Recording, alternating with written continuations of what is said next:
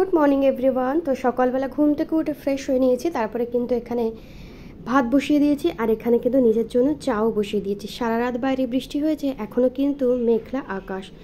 তো এক কাপ চা নিয়ে এখানে আমার ছোট্ট বাগানটাতে চলে এলাম। এখানে একটু না আসলে সকালে কিন্তু মনটা আবার একদমই ভালো লাগে না। আর কত দেখেছো জবা ফুল হয়েছে, দেখে একদম মনে শান্তি লাগে।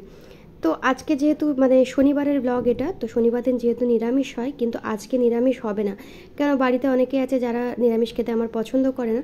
তো ওই জন্য আজকে ভাবলাম ফ্রিজে প্রচুর সবজি রয়েছে, সমস্ত কিছু দিয়ে একটু শুক্তো বানিয়ে ফেলি। শুক্তো যেহেতু খুব একটা খাওয়াও হয় না, আর শুক্তো খেতে কিন্তু আমার ভীষণ ভালো লাগে।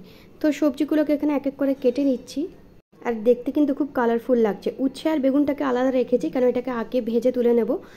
আর একটু বড়ি দিলে ভালো হতো, কিন্তু বাড়িতে যেহেতু বড়ি নেই, তো এভাবেই বানাবো। বেশ সজনে ডাঁটাও রয়েছে। তো প্রথমে এখানে কড়াই সর্ষের তেল দিয়ে দিয়েছি, তারপরে প্রথমে উচ্ছে আর বেগুনটাকে কিন্তু আমি লাল লাল করে ভেজে তুলে নেব। যেহেতু এগুলো খুবই নরম, তাই এগুলো কিন্তু লাস্টে অ্যাড করব। তারপরে সমস্ত সবজিগুলো দিয়ে দিয়েছি, আর সর্ষে পোস্ত দিয়ে কিন্তু একটু আদা বাটা দিয়েছি, যেরকমভাবে শুক্তো করে সেরকমই দিয়েছি। আর নামাবার আগে দিয়ে দিয়েছি একটু ভাজা মশলা। তো শুক্তোর জন্য এখানে আমি জলও দিয়ে দিয়েছি, একটু সবজিগুলো সেদ্ধ হোক, তারপরে বাকি জিনিসগুলো করব। তো ফ্রিজে এদিকে মাছও ছিল, তো সেটাকে নুন হলুদ মাখিয়ে রেখেছি। তো মাছটাকে প্রথমে এখানে ভেজে এরকম ঝোল ঝোল বানিয়ে নেব। তো এখানে সর্ষে পোস্তর পেস্টটাও দিয়ে দিয়েছি, একটু আদা বাটাও দিয়েছি। আর শুক্তোতে আমি কিন্তু একদমই হলুদ ব্যবহার করি না, এরকম সাদা রাখি, তাতে দেখতেও ভালো লাগে আর খেতেও কিন্তু আমার বেশ ভালো লাগে। আর লাস্টে নামাবার আগে কিন্তু উচ্ছে আর বেগুনগুলোকে এখানে দিয়ে দেবো।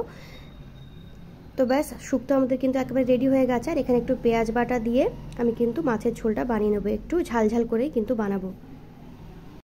তো মাছের ঝোল আমার এখানে ফুটেও গেছে, ভেজে রাখা মাছগুলো কিন্তু দিয়ে দিয়েছি। আর নামাবার আগে দিয়ে দিয়েছি একটু ধনে পাতা। তো পাবদা মাছ কিন্তু এরকম একটু ঝালঝাল করে খেতেই কিন্তু বেশ ভালো লাগে। আর এর সাথে বানিয়েছি হচ্ছে নিরামিষ আলু আর ভেন্ডির তরকারি। তো আলু আর ভেন্ডিটাকে এখানে ভেজে নিয়েছি। আর মশলা বলতে শুধু একটু জিরে আর ধনে গুঁড়ো দেবো, আর একটু দিয়েছি হলুদ গুঁড়ো। তো মাখা মাখা করে বানাবো, এটাও কিন্তু খেতে বেশ ভালোই লাগে। আর এদিকে মেয়ে আমার ঘুম থেকে উঠে গেছে, ওকে খাওয়া দাওয়াও করিয়ে দিয়েছি। ও একটু বাইরে গেছিলো, বাইরে ঘুরতে যাবে বলে ওকে একদম রেডি করে নিয়েছি। আর এখানে দেখো বাজারে কি আনবে, মাছ আনবে। আর আনবে বাজার থেকে, কত মাছ, আর কি আনবে, কত মাছ, কোথায় মাছ, আইদা কইটা বলো, আর কি আনবে বাজার থেকে। আচ্ছা আছে। Hello, good morning. Hello, good.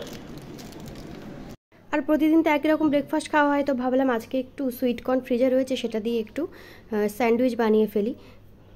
তো এটার মধ্যে মেয়োনিজ দিয়ে দিচ্ছি 2 চামচ, আর অরিগানো, চিলি ফ্লেক্স, একটু চাট মশলা, একটু টমেটো সস, গোলমরিচ গুঁড়ো। খুব চটজলদি হয়ে যায়, খেতে কিন্তু বেশ ভালো লাগে। এছাড়া বাচ্চাদের টিফিনেও কিন্তু এটা চটপট হয়েও যায়, তোমরা চাইলে এটা দিতেও পারো। আর যেহেতু শনিবার ছিল, ওই জন্য আমি শুধু এখানে শসার কুচি অ্যাড করেছি। এটার মধ্যে আরও অনেক কিছু ভেজিস অ্যাড করা যায়, তো আমি যেহেতু পেঁয়াজ দেবো না, ওই জন্য আর অ্যাড করিনি। তারপরে পাউরুটির মধ্যে এই ব্যাটাকে দিয়ে 2 পিঠ ভালোভাবে কিন্তু বাটার দিয়ে সেঁকে নেবো। ঝটপট একদম ব্রেকফাস্ট আমাদের রেডি হয়ে যাবে।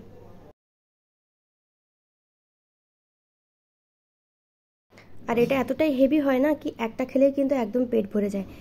তো এইদিকে দেখো রান্নাবান্না আমার হয়ে গেছে। আর শুক্তোটা নামাবার আগে একটু ভাজা মশলা ছড়িয়েছি, পাঁচফোড়নটাকে একটু শুকনো খোলায় ভেজে নিয়েছি।